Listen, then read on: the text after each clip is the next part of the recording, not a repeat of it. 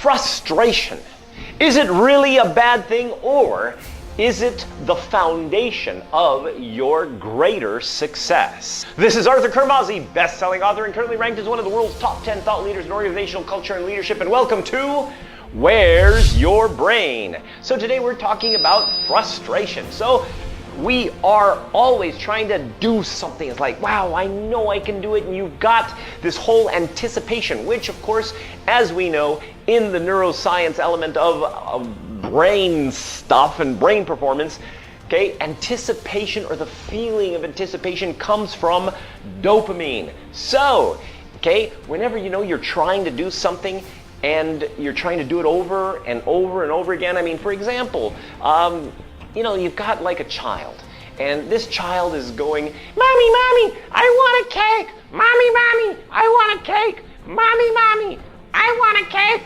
And then what ends up happening is, of course, Mommy, well, okay, assuming that Mommy is not totally, you know, crazy, okay, is not going to give them the cake because she's trying to teach them the lesson that by screaming and yelling is not the way to actually get the cake. So what happens is, of course, the child gets frustrated.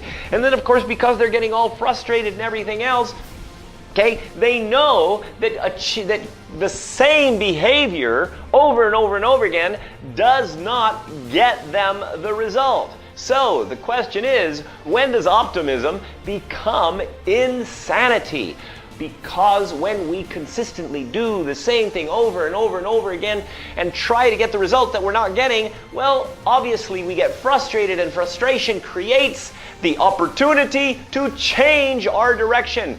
Of course, you don't want to give up too quick, and of course, you don't want to go insane, and that basically is the lesson, okay? Don't go insane. So if you have frustration because of the consistent attempt to get something, to get a reward, whatever it is, and you're trying to do something over and over and over again, it is not working, you get frustrated, which essentially, after a certain amount of frustration, is a sign that you should try something different, okay?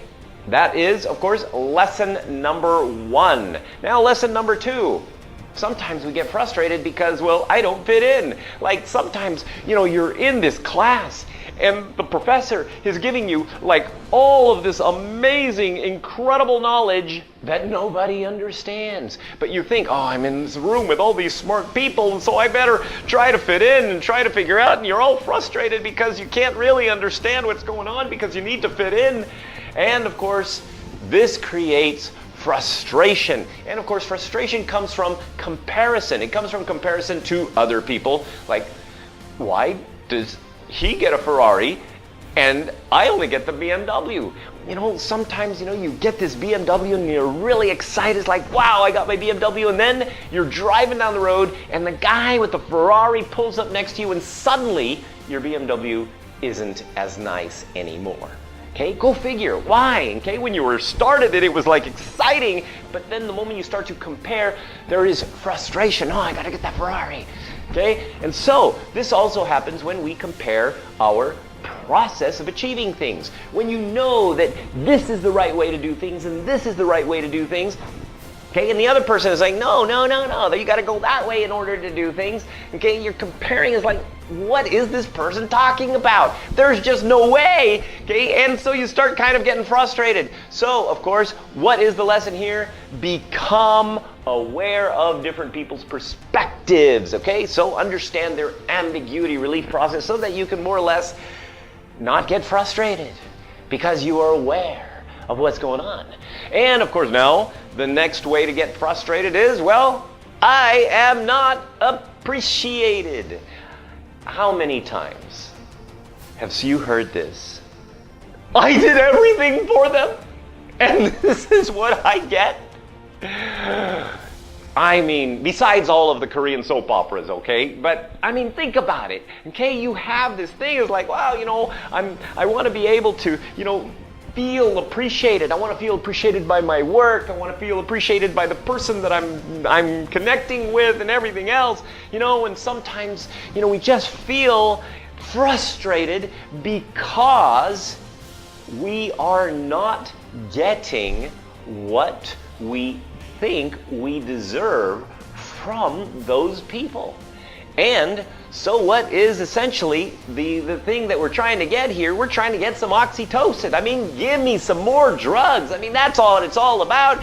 Give me the oxytocin drugs so I can feel the connection. Okay, so essentially what all that means is if you give me some more hugs and you give me this and you give me that and, you know, we're all kind of like, you know, all feeling nice and warm and fuzzy, then I'm getting my drugs. I feel appreciated. Now, of course, that may not necessarily work in a work environment, but you know what I'm talking about, right? The connection, the appreciation, the like, hey man, how's it going? Okay, just even that little thing is just kind of creates a little bit of oxytocin. And of course, we want our drugs. So what happens? Okay, if we don't get our drugs, okay, move on. If you're not getting the drugs you want, move on. Okay, that's what this frustration is telling you. It means that the relationship you're in or the work you're in or whatever you're doing is not working out. So move on. Unless you might have noticed a pattern that this happens over and over again in different relationships, in which case I'm going to offer a impossible possibility. Maybe. And I'm just saying, but maybe it's you, okay? So maybe, okay, if you constantly are having some problems with relationships and it's like, oh, these people are always like this or like that and everything else and you're, you know, and things are just never working out for some reason, okay? Maybe, and I'm just saying, maybe it's you. I mean, maybe you're a total asshole or a total bitch. I don't know. I'm just saying. But you might want to look at it if it's happening over and over again. Okay, and so if you're in a situation where you think, no, this is worth it, I want to save this relationship, I want to make things happen, in which case then the goal is to create an environment that gives you the drugs, man. Okay, create an environment where you are essentially giving drugs to other people so that they kind of like just have this sense of like drug reciprocation thing. And if it doesn't work, move on. Okay, that's what the frustration is telling you. Now I would like to thank Laura Brunding. Now I'm not really sure if I spelled that, or if I said that right. Okay, it's spelled right here behind me. You can see it. Okay, this some of this stuff comes from an article that she did. You can find all of her stuff on Psychology Today. Look her up. She's awesome. Okay, and she's got a lot of great stuff on there too. And she's written a whole bunch of books, which are also awesome. So look this woman up and get more awesomeness. And of course, if you want to find out more about your brain process and get less frustrated because you want more awareness of different processes, definitely go to coloredbrain.com, and there's some more training over there, and there's a lot more videos that you can watch on the whole where's your brain concept. So with that, this is Arthur Carmazzi wishing you great success.